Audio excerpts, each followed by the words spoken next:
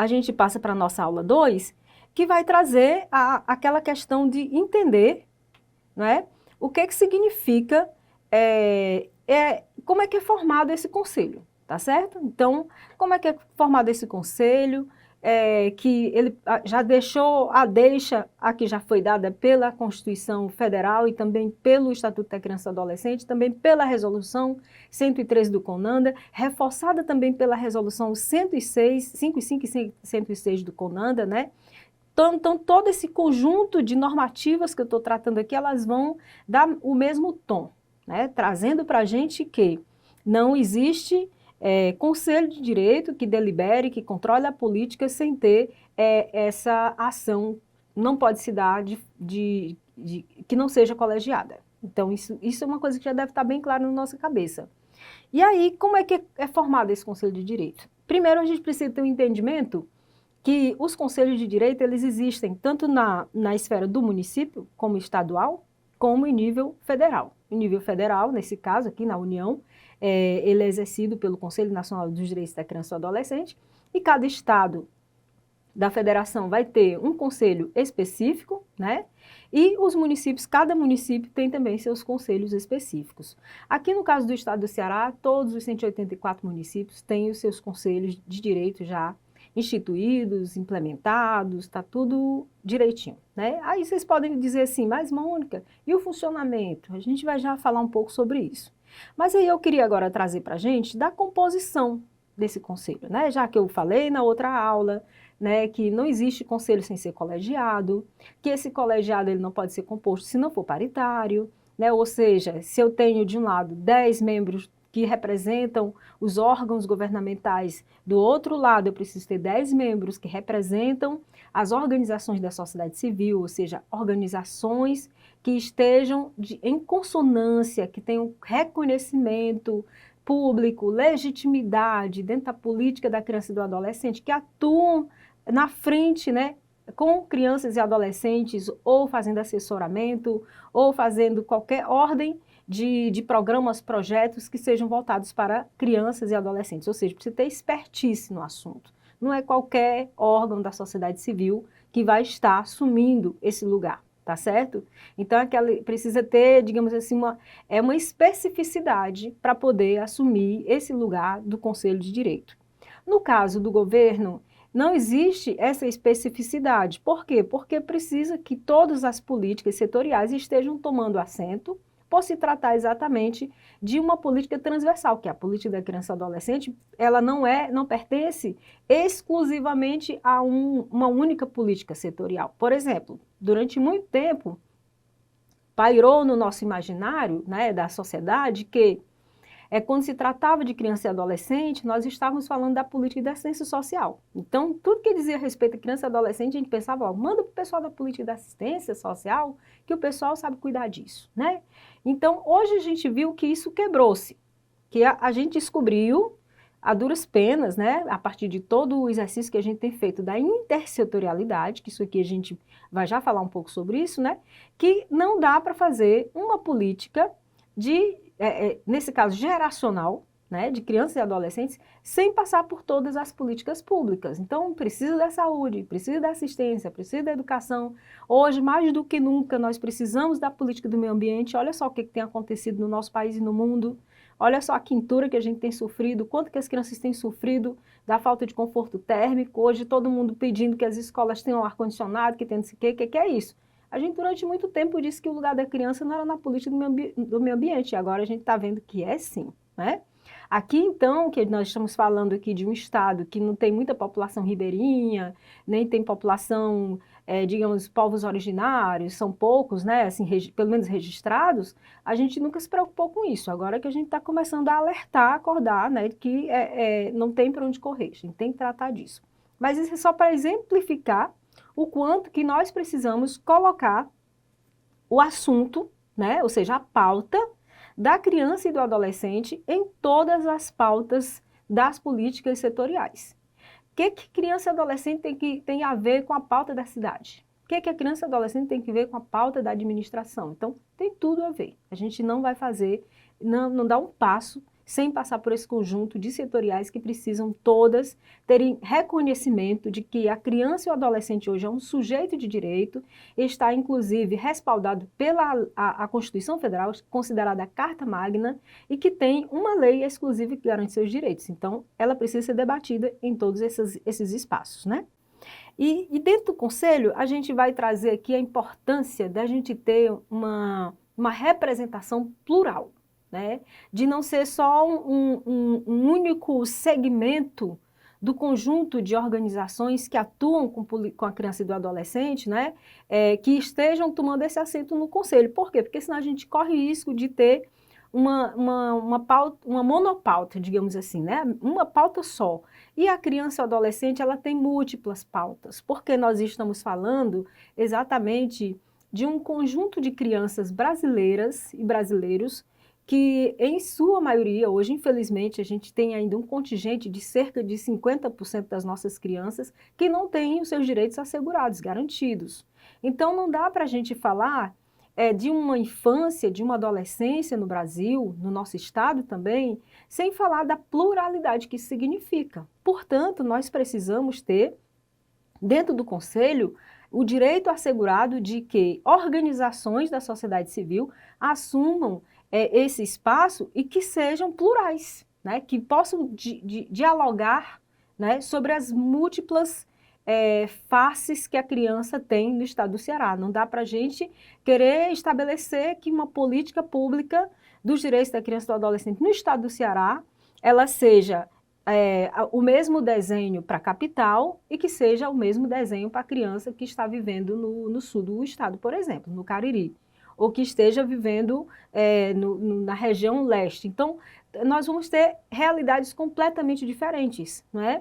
Por isso que a gente, e dentro dessas realidades, nós temos outras problemáticas, né, múltiplas problemáticas que nós precisamos abordar com uma diversidade de olhar, porque senão a gente corre o risco de não fazer um desenho de uma política assertiva, tá certo? Mônica, como é isso? Diz um pouco para a gente e simplifica um pouco isso. Vou dar um exemplo.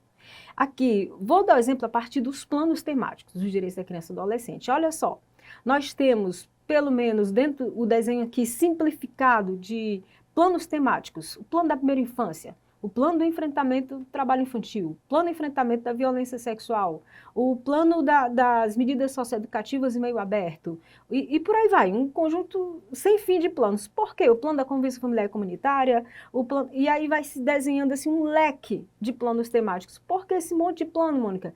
Porque são temáticas completamente diferenciadas que requerem um olhar, um desenho de uma política pública exclusiva voltada para aquela finalidade, né? Então, por isso que esse conselho, ele precisa ter pluralidade nas suas representatividades, né? Olhando, dizendo aqui que os conselheiros, aí eu vou falar aqui especificamente dos conselheiros, são pessoas que precisam ter estudo, expertise, precisam se esforçar por conhecer profundamente a criança e adolescente. Por quê? Não apenas a criança e adolescente, mas a política, o desenho da política. Por quê? Porque olha como o nome é engraçado. Vamos nos ater ao sentido da palavra, né, conselho. O que significa isso? Eu vou pedir conselho para quem não conhece? Não, eu vou buscar conselho de quem entende, né? Então, por isso que o conselho é esse lugar de pessoas que precisam compreender, precisam dominar esse tema de que está se tratando lá dentro. Então, são expertos que devem estar lá dentro construindo esse desenho da política pública, né? E aqui, essa participação que a gente fala que é qualitativa, que vai ser extremamente diferenciada e decisória, né, nessa tomada de decisões da política pública. Lembrando que o Conselho de Direito da Criança e do Adolescente, ele não é de natureza consultiva. Olha a responsabilidade, como é grande. Uma coisa é eu estar num conselho que ele tem a função de servir de consulta, e a outra coisa é eu estar dentro de um conselho que ele vai decidir, ele vai ser deliberativo. Então, ele vai ter uma responsabilidade sem tamanho. Uma coisa é dizer, emitir um parecer para um determinado órgão, para digamos, para o legislativo ou para o executivo, dizendo, olha, o conselho ele acredita que é melhor fazer assim, é melhor fazer assado. A outra coisa é ele dizer assim, não, você tem que fazer assim. Olha só a diferença de consultivo para deliberativo. Então, quem está deliberando está dizendo, faça dessa forma, né? Ele está sendo imperativo. Ele não está dando escolha para quem ele está mandando fazer. Então, ele manda que faça, que o executivo faça. Por isso que uma decisão do Conselho de Direito, ela não pode ser questionada, não pode deixar de ser cumprida pelo executivo, por exemplo. E aí, só para ter uma ideia do poder que esse conselho vai ter, se ele encaminha uma resolução, que essa é a forma, a gente vai já ver aqui a história do funcionamento, né? O conselho só funciona com resolução. Ele encaminha uma resolução para, digamos, para a Câmara Municipal, né? Dando ciência à Câmara Municipal que resolveu aquilo ali, né? E lá, digamos, por exemplo, o orçamento. Essa Câmara Municipal ela só pode aprovar esse orçamento público depois que é submetido a esse parecer do Conselho de Direito. Se não for feito assim, esse Conselho de Direito ele pode ir lá e embargar isso. Ele pode dizer, não, a gente precisa ser escutado, né? Por quê? Porque a lei garantiu isso, que ele é o órgão deliberativo, ele que vai deliberar, que vai dizer como é que deve ser, ele vai decidir. Mas aqui eu queria tocar no assunto que eu considero que é muito importante, que é a dimensão ética disso, né? De termos pessoas que têm uma coerência com o que estão fazendo lá dentro, tá certo? De estar fazendo essa aplicação dessa normativa de fato. E eu trago aqui um pensamento da professora Irma Moroni, que eu acho que descreve muito bem isso aqui que eu estou querendo dizer para vocês. Olha o que a professora Irma diz, olha, ser conselheiro é ter responsabilidade pública. Ao tornar-se conselheiro, este passa a ser um agente público, um agente da sociedade, né? Então, assim, ele não vai mais tomar por referência a sua vontade, né? A sua opinião. Ele vai tomar por referência a opinião, a vontade, o interesse da sociedade. E nesse caso aqui, não é a sociedade toda, são crianças e adolescentes. E que vai ter um diferencial nessa questão do assento do conselheiro e da conselheira. Por quê? Olha, vejam bem, no Conselho da Mulher, quem é que é conselheiro lá? A mulher é conselheira.